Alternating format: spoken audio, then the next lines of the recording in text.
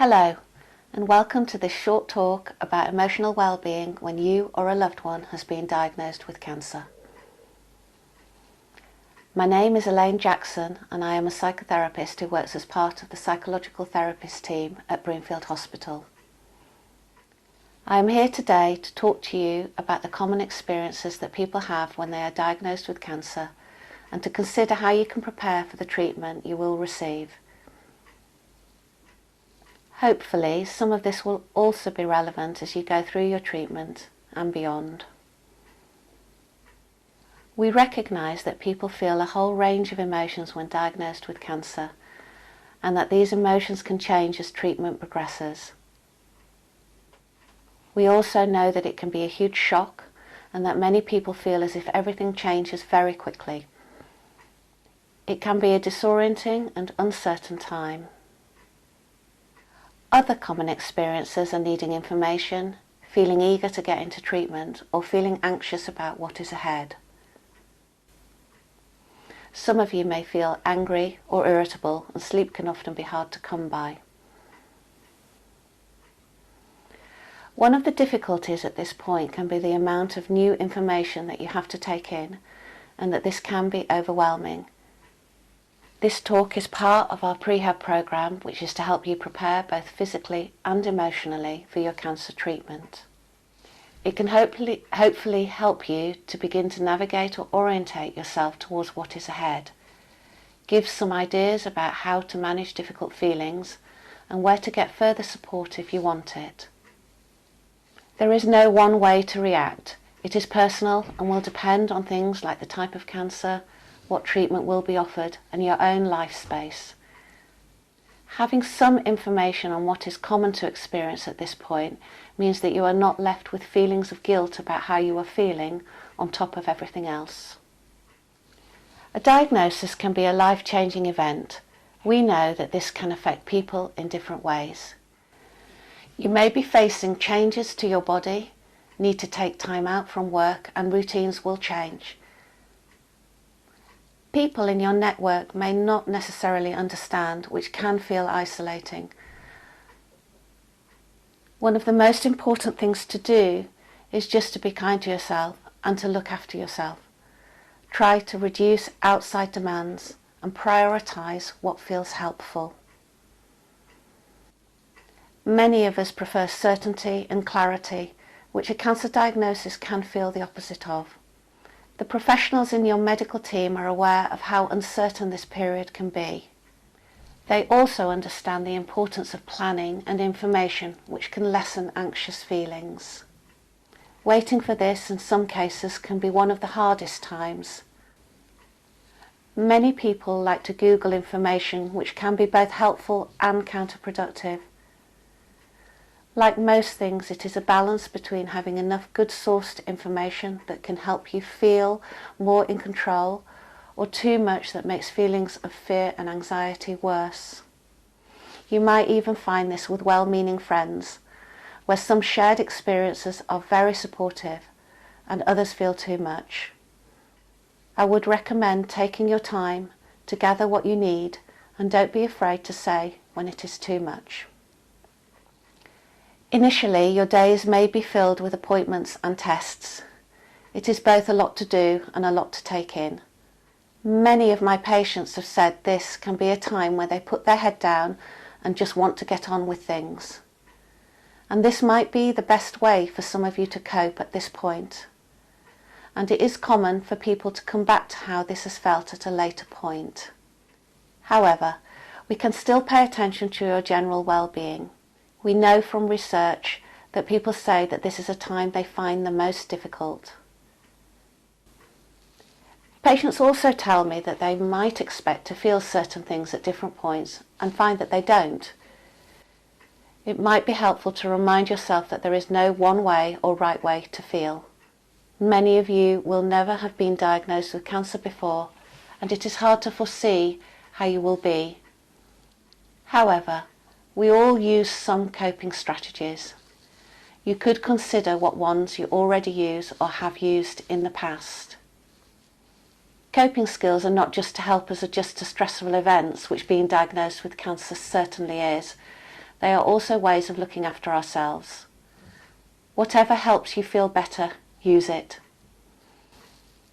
Practical ways of coping might be things like getting good information, preparing meals for when you have surgery, going for walks or doing some exercise.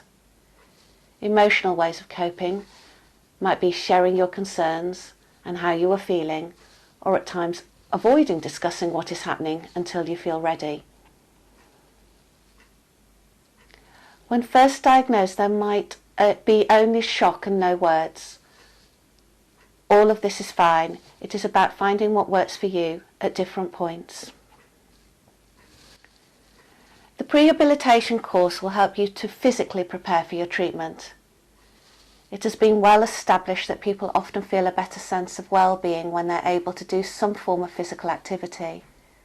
It may also include some physical practices such as mindful relaxation that can support you in those times when you feel stressed and anxious. I would advise people to reach out and talk to people you trust. If you are able to say what you need, try to do this. It might be something as simple as asking someone to be at your next appointment. It is often a time when you need the support of those close.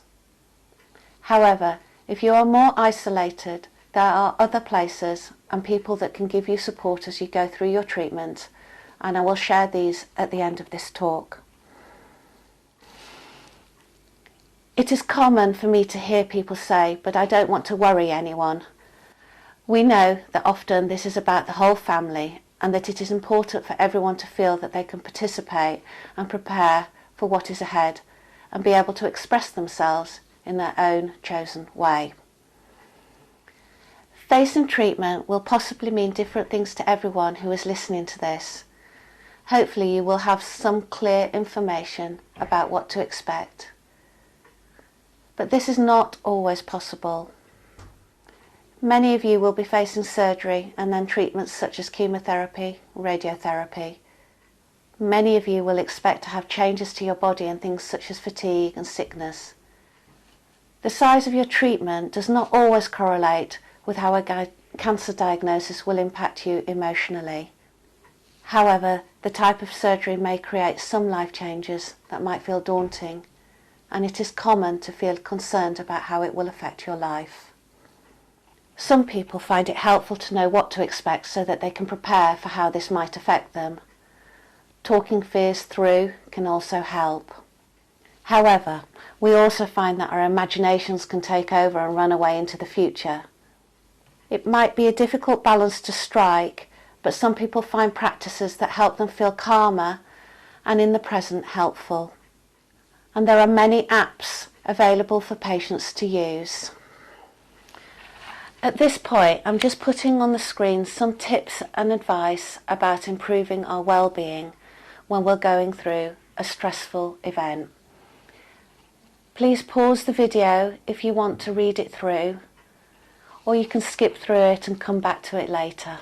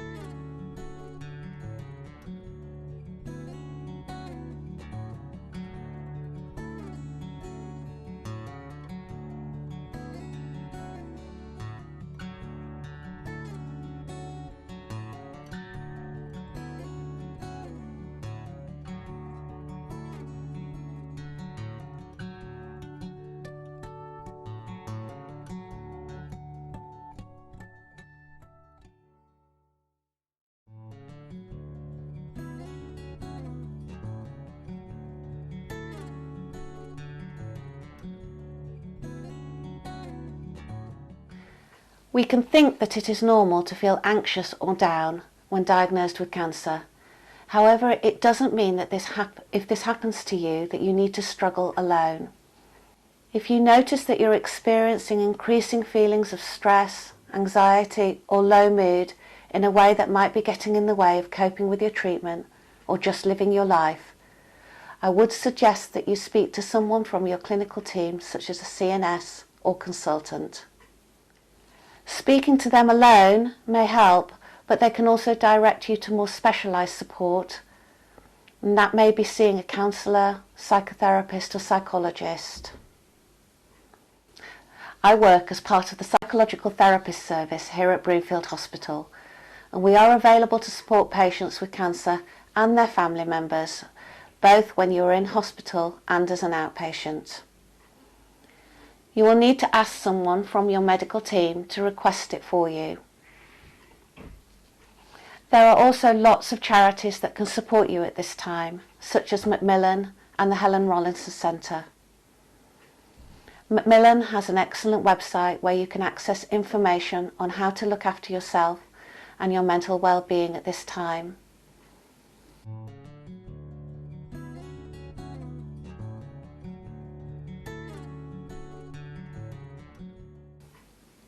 There are also many support groups that help cancer patients.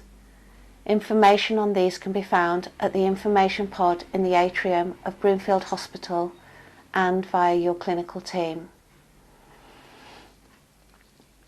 I have also included some apps that can help you relax and sleep, particularly if stressed and anxious. In some ways, there are now many avenues for support, and as I said earlier, it might be just as important to limit what you are looking at and listening to at this point. Please remember that you do not need to look at any of this now and can come back to this video at any point. We are now at the end of this video presentation.